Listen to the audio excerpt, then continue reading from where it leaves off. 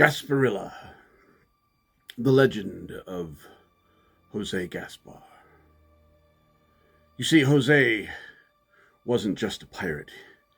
He was a captain in the Spanish Navy, and he did the one thing that a captain in the Spanish Navy should never do. He fell in love with the Admiral's daughter. And when the Admiral found out about this love affair, he called upon the two lovers, separating them, putting his daughter in the tower, and bringing the captain into his office, where he stripped him of his rank, stripped him of his uniform, left him standing there in his skivvies.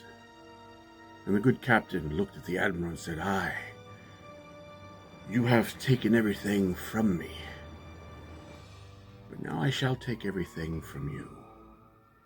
You see, I shall take the coin from your pocket. I shall take the very heart from your chest, and I shall rip the very breath from your bones." Upon hearing this, the Admiral just laughed and said, "Get out of my office, you pathetic fool." And Jose was placed in the street, bare, just like everyone else is born. For that day, the good captain acquired his own vessel, the Flora Blanca, the White Flower. And he vowed to take every Spanish vessel that crossed his bow, and he did so for many years, infuriating the Admiral. You see, the curse was true, for the Admiral's pockets were bare. That is, of course, until the captain realized he could never return to his one true love. And because of that, she, in return, climbed to the highest bridge in Spain and took a leap of faith. And the good captain was not there to capture her. Because of that, the Admiral's heart beat no more. The Admiral was furious. Only his rage is what drove him, sending as much of his fleet as he could muster after the good captain. And because of all of this new heat, the captain decided to retire to the one place where everyone comes to retire, Tampa, Florida.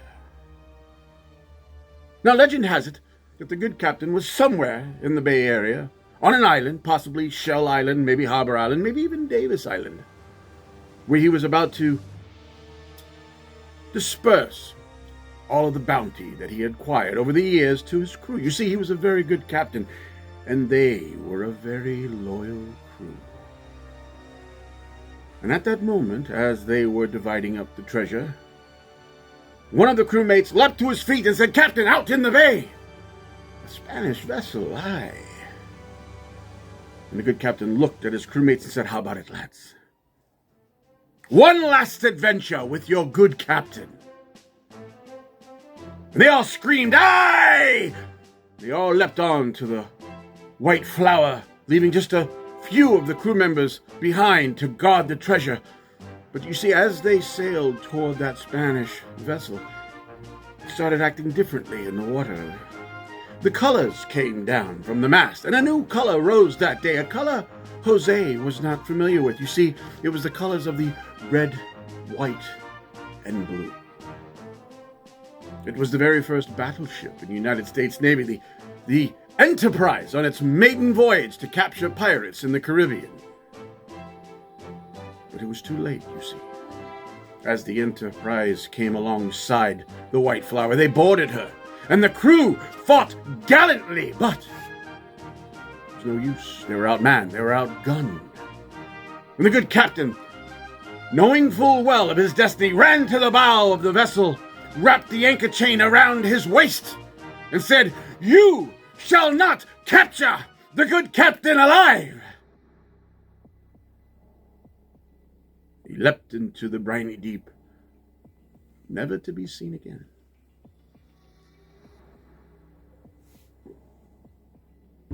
But that's not the end of the story. You see, the admiral, hearing about the captain's demise, was filled with rage at night, and he went to bed, never to awaken, for he had died in his sleep, thus concluding the curse of stripping the very breath from his bones. But that's not the end of the story, you see. You see, the men left on shore who watched this all occur loaded the treasure up into a skiff and disappeared down the Hillsborough River, burying the treasure as they went inland. And to this day, Spanish gold has been found down the Hillsborough River.